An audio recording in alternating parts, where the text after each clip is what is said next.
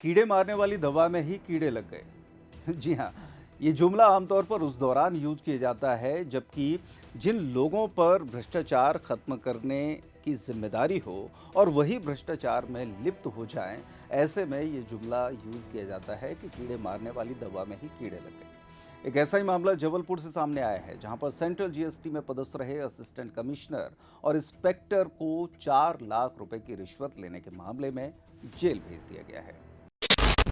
CBI ने पूछताछ के लिए 4 दिन की रिमांड ली थी। यहां शिकायतकर्ता होटल कारोबारी ने रिश्वत कांड को लेकर कई बड़े खुलासे किए हैं। दरअसल होटल व्यवसायी विवेक त्रिपाठी की शिकायत पर 17 दिसंबर की शाम सीबीआई ने असिस्टेंट कमिश्नर विवेक वर्मा और इंस्पेक्टर सचिन कांत खरे को गिरफ्तार किया था, जबकि ऑफिस अधीक्षक मुकेश बर्मन अभी भी फरार हैं। होटल कारोबारी विवेक त्रिपाठी ने जानकारी देते हुए बताया कि 2018 में सेंट्रल जीएसटी की टीम ने दिल्ली में स्थित ओयो कार्यालय में छापा मारते हुए वहां से पूरे भारत के कई होटलों के दस्तावेजों को जब्त किया था, जिसमें हर होटल के व्यवसाय का रिकॉर्ड भी था।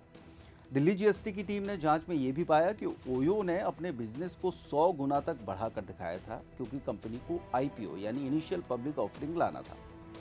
इस कार्रवाई के बाद देश भर के जीएसटी ऑफिस में उन होटलों की लिस्ट भेजी गई थी जो कि ओयो से टाई अप थे। होटल कारोबारी विवेक त्रिपाठी ने बताया कि दिल्ली ऑफिस से जबलपुर भेजी गई सूची में शहर के 50 से भी अधिक ओयो से जुड़े होटलों के नाम शामिल थे। इसके बाद जबलपुर सेंट्रल जीएसटी की टीम ने संबंधित सभी होटलों को नोटिस भेजना शुरू कर दिया और टैक्स रिकवरी की प्रक्रिया भी शुरू कर दी। विवेक त्रिपाठी के पास भी नोटिस जारी किया गया और कार्यालय बुलाया गया, जहां अधिकारियों ने बताया कि अधिकांश होटल संचालक मामले का निपटारा कर चुके हैं। यानी कि उन्हें एक इशारा दे दिया गया कि मामले का निपटारा हो सकता है, आप अगर चाहें। लेकिन विवेक त्रिपाठी ने वर्ष 2018 से अब तक के सभी दस्तावेज असिस्टेंट कमिश्नर के समक्ष रख दिए। इसके बावजूद उनसे कहा गया कि देखिए, दस्तावेजों का कोई महत्व नहीं है और अगर ऑर्डर पास कर दिया गया तो उन्हें करीब 1 करोड़ रुपए की जीएसटी और 2 करोड़ रुपए की पेनल्टी के रूप में भरने होंगे। इस तरह कुल 3 करोड़ रुपए की देनदारी बता दी गई, यानी कि एक हिसाब से धमकाया गया। इतना ही नहीं, विवेक त्रिपाठी का यह भी आरोप है कि सेंट्रल जीएसटी अधिकारियों ने पहले 3 करोड़ रुपए की रिकवरी तय कर दी और जब उन्होंने भुगतान से इनकार किया तो कहा गया कि अगर इस आदेश के खिलाफ अपील करनी है तो पहले 10% राशि यानी करीब 30 लाख रुपए आपको जमा करने होंगे। विवेक का कहना था कि कार्यालय में बुलाकर उन्हें लगातार धमकाया गया और कहा गया कि अगर मामला नहीं निपटाया गया तो उन्हें लगातार परेशान किया जाएगा।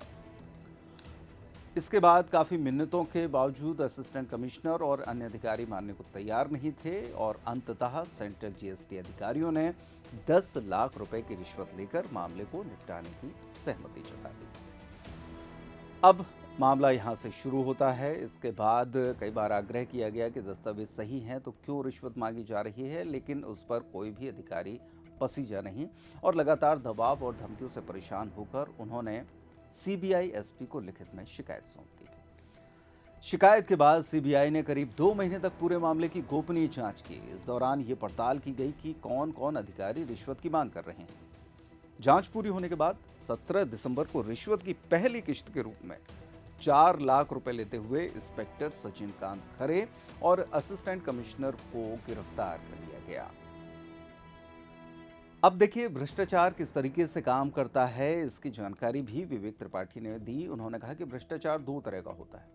पहला, जो व्यवस्था का हिस्सा बन चुका है, जहां बिना रिश्वत दिए कोई काम नहीं होता, और दूसरा वो जिसमें अधिकारियों द्वारा लोगों को डराया और धमकाया जाता है, जानबूझकर परेशान किया जाता है और ऐसे अधिकारी ये तय करते हैं कि सामने वाले व्यक्ति पर किस तरीके से दबाव बनाया जाए।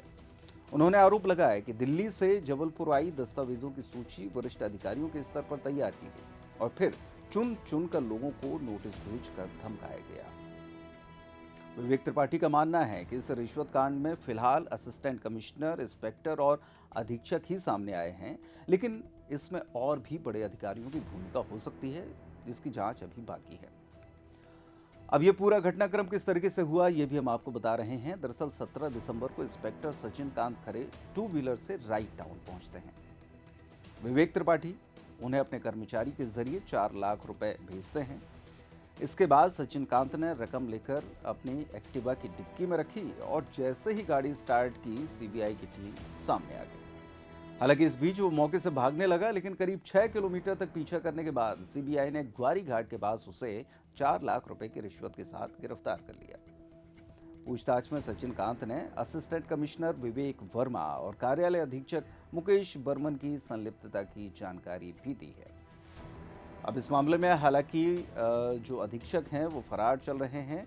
सीबीआई ने रिमांड लेकर दोनों अधिकारियों के पास से कई दस्तावेज बरामद किए, घरों पर भी दबिश दी गई, बैंक खाते भी सीज कर लिए गए हैं और पूछताछ में कई नई जानकारियां भी सामने आई हैं। फरार कार्यालय अधीक्षक की अभी तलाश जारी है। तो इस तरीके से देखना ये होगा कि जो विवेक त्रिपाठी द्वारा एक अंदेशा व्यक्त किया जा रहा है कि इसमें सिर्फ 3 लोग नहीं बल्कि और भी कई लोग की संलिप्तता हो सकती है। देखना ये होगा कि सीबीआई की जांच में आखिरकार इनमें से कौन-कौन से अधिकारी उनके गिरफ्त में आते हैं।